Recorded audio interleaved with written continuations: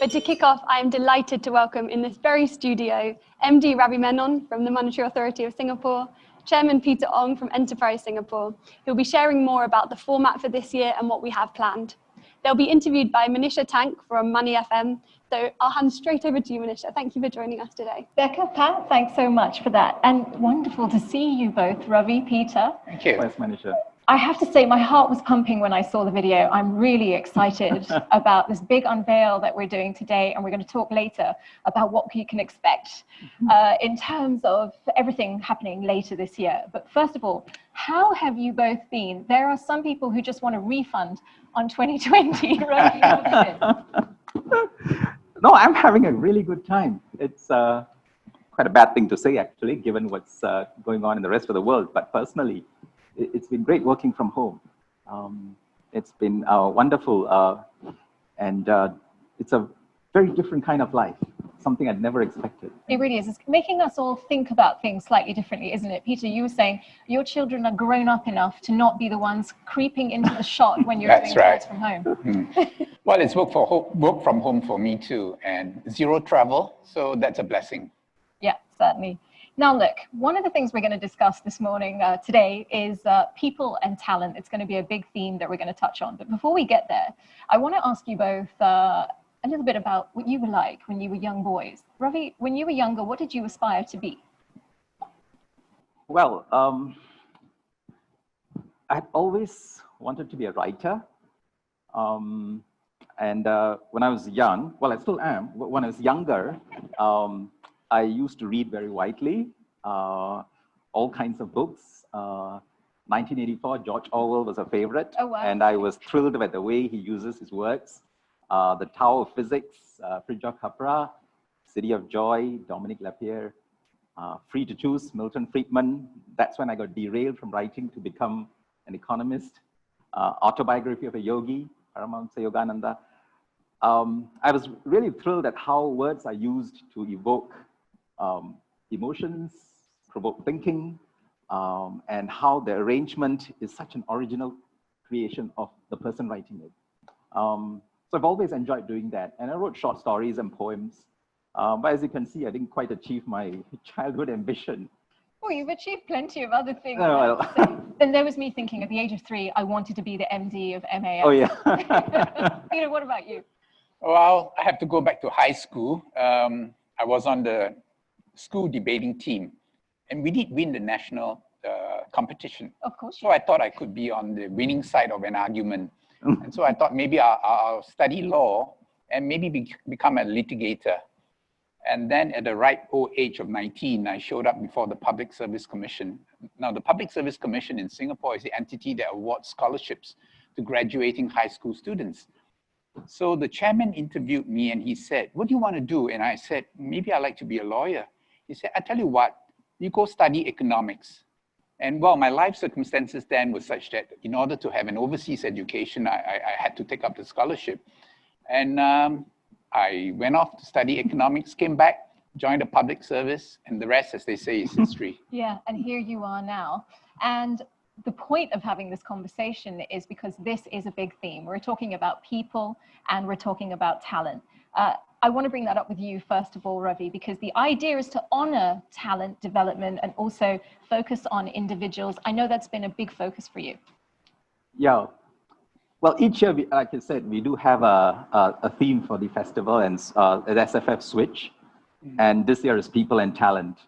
And I thought it was most appropriate because 2020 is going to go down in history as the year of the pandemic. And the human cost is tragic. The economic cost is widespread. But I think the story will not be complete if we also did not tell the story of the people. People who exhibited great courage, resilience, and creativity in the face of adversity, who found solutions to how life can carry on, how societies can continue to function. I thought that was quite inspiring.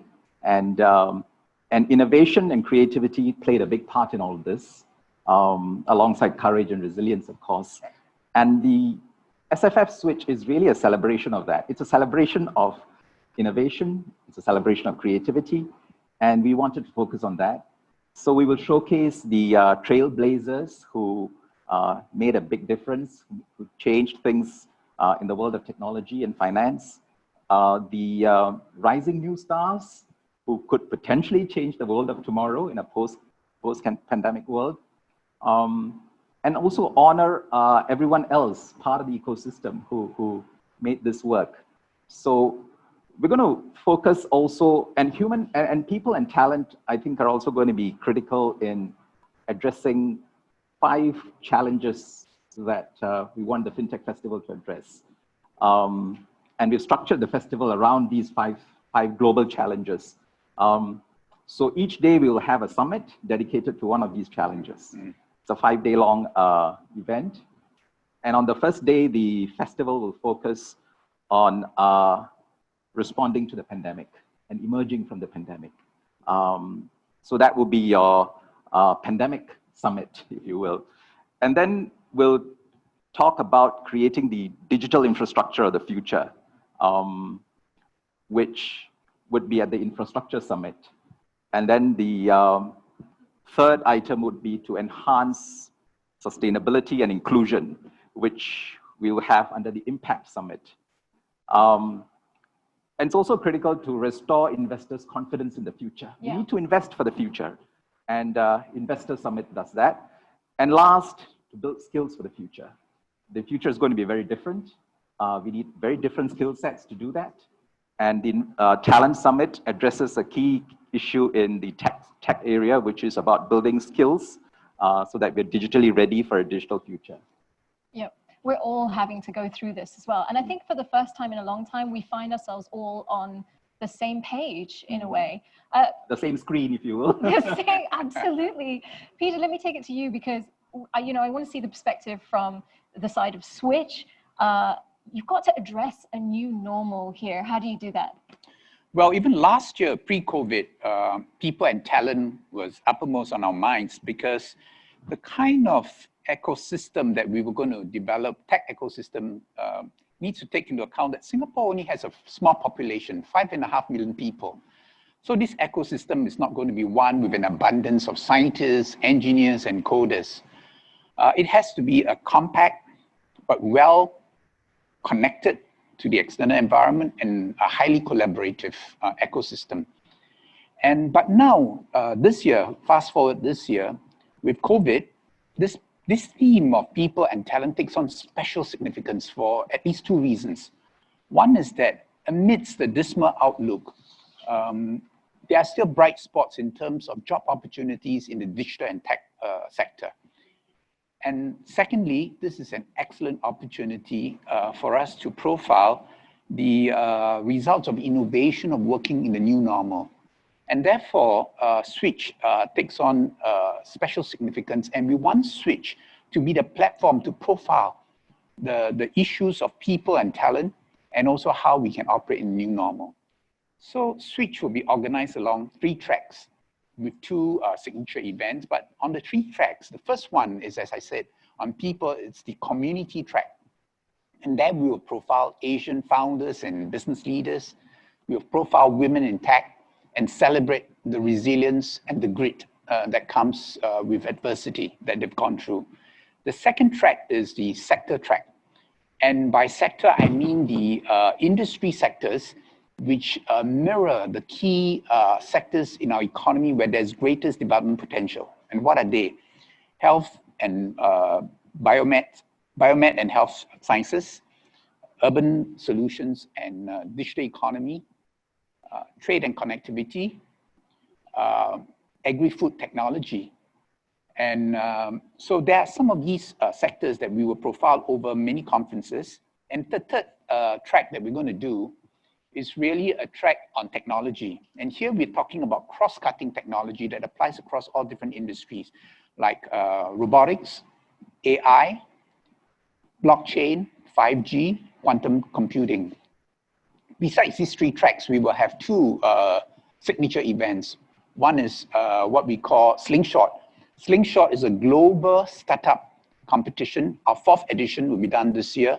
Last year, we had about 2,400 startups competing. And this year, application is still open till September.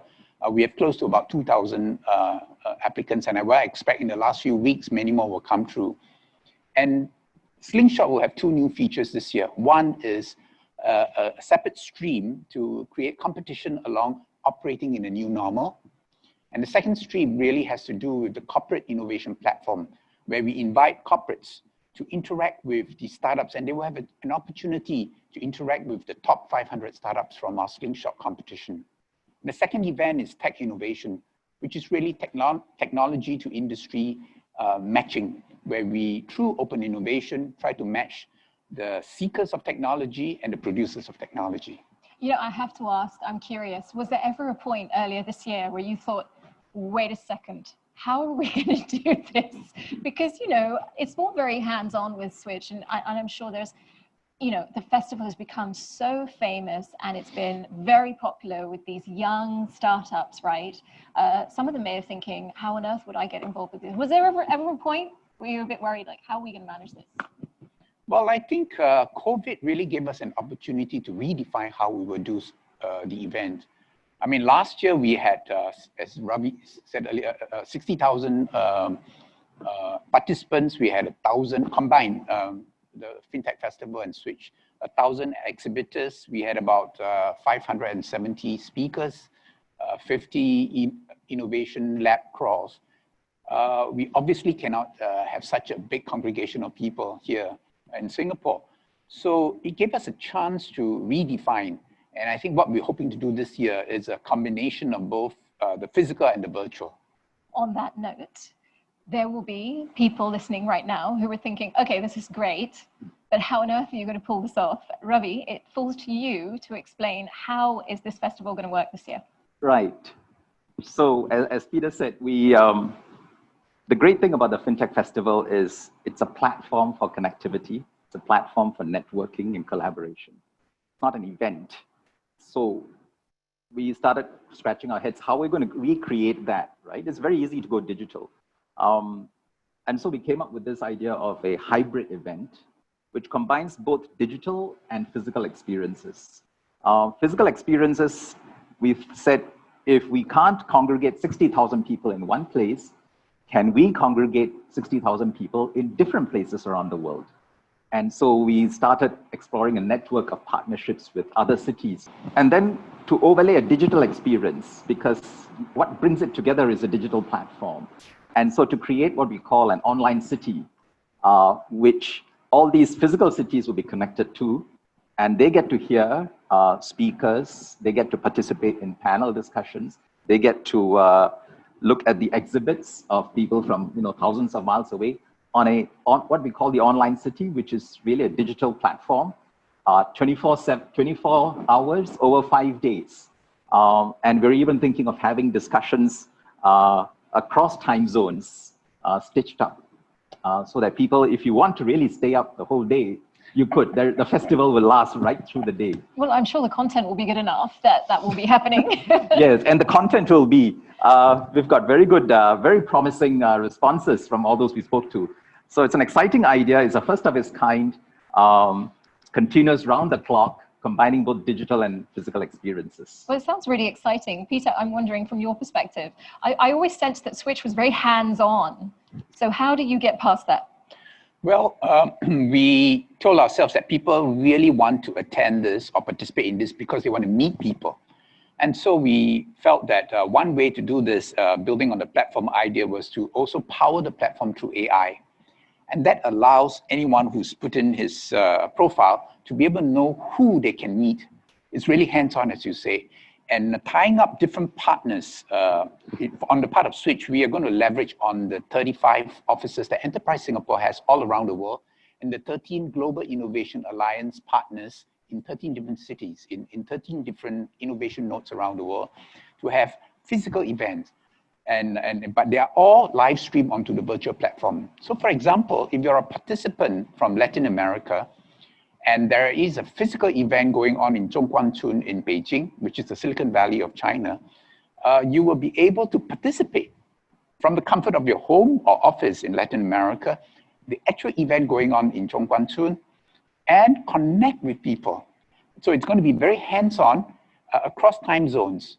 So what we're hoping to achieve is a very global feel, a very engaging feel, but an easy one, so that everyone can feel they can participate. Oh, so you can really evoke some local connectivity with all of these partners, and I guess that applies for both aspects of the festival, right? Yes, yes. So the beauty of having these distributed physical events in various cities is that each of those events would have a local flavor that would be particularly appealing to the people of that country or region. At the same time, through the digital platform, there is global connectivity. Actually, when we think about it again, we were wondering, why do we have to wait till COVID to think of something like this? But this is true. So I'm just wondering whether this could be a model that we use again in the future in different ways. But just to clarify and to get a real handle on how this is going to work. Let's say, you know, I'm in Germany, for example, and I want to be a part of this. It's, Peter, you were kind of explaining the similar thing, that you can check in almost with an event that's going on halfway around the world. And I like this point that you're making, Ravi, that actually, why did we have to wait for adversity before we could do this?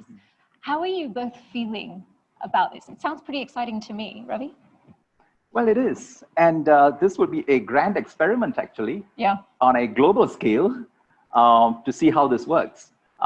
Digital platforms are not new, and we could talk about it later. There are lots of digital platforms that you get onto and help to connect to people you've never seen or heard of at all. And that's what brings the world closer together. And here we'll have a live demonstration of that. A big part of the FinTech Festival was the exhibitions where the, especially entrepreneurs and startups, for them, they don't have big advertising money or marketing campaigns. And so they need to demonstrate their solutions, and the people coming through the booths are the main way of doing it. So in this way, actually, they can theoretically reach out to a much larger audience, because if there are going to be 60,000 or we hope 100,000 people connected to the platform, checking in, that's a wonderful way to sell what you have, sell your solutions. And there are also people looking for solutions who would go onto these platforms and advertise and ask, do you have a solution for this problem? So I think there's a great way to bring people together, bring problems and solutions together, and also for people to have one-on-one discussions. So we'll make provisions for that in the platform so that they can carry on their networking offline on their own. It sounds like a colossal enterprise, but Peter, I mean, perhaps it's the wrong metaphor, but it almost feels like FinTech startup dating is possible. Oh yeah, definitely. I'm very excited.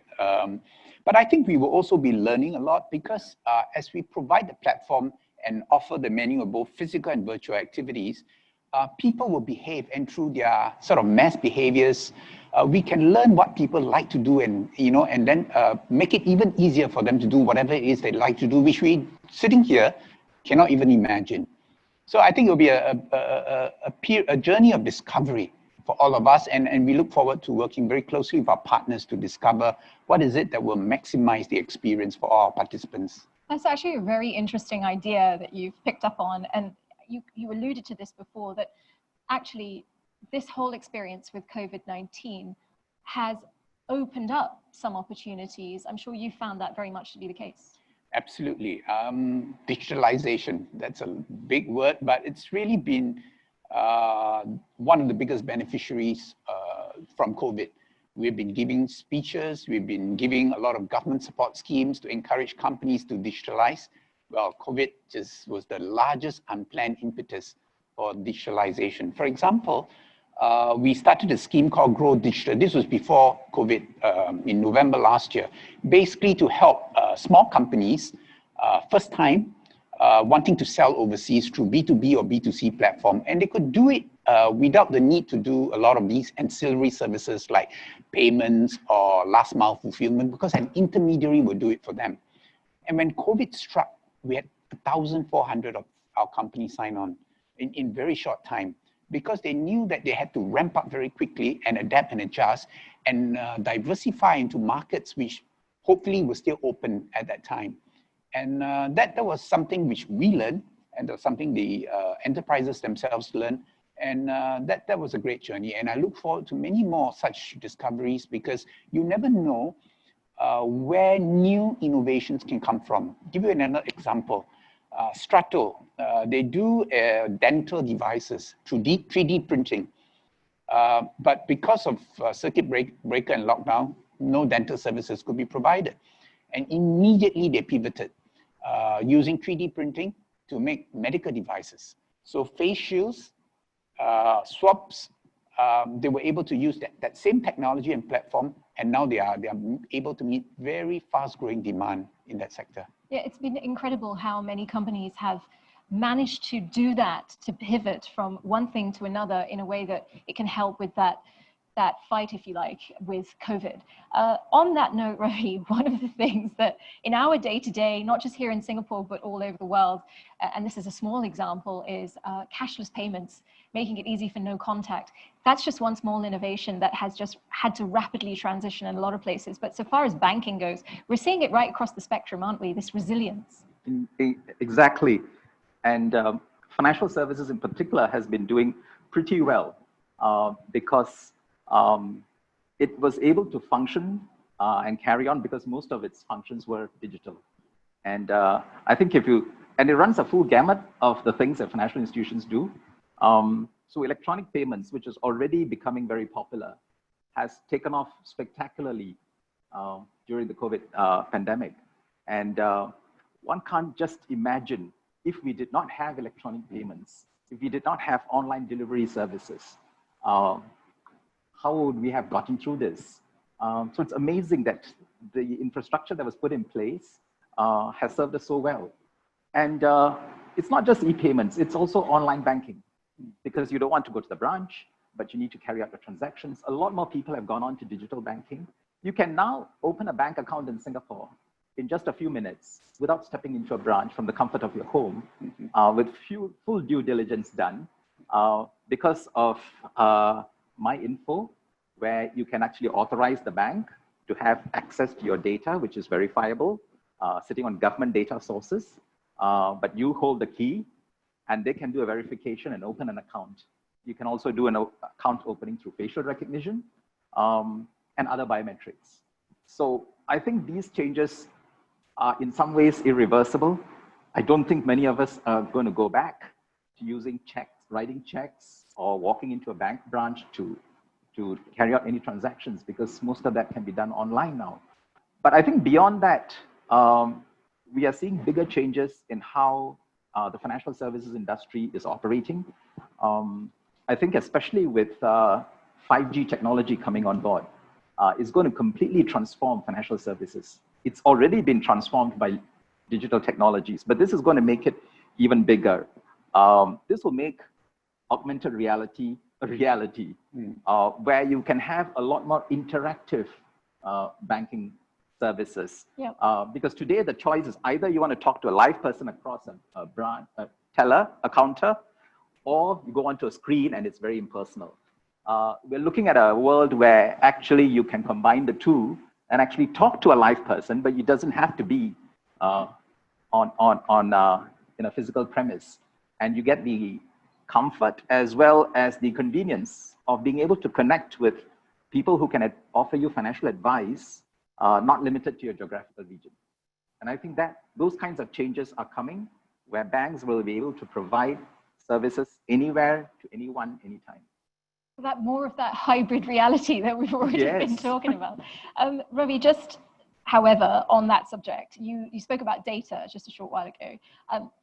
Are there any issues here for regulators? What sort of things are regulators having to focus on? Yeah, so here is the dilemma with data.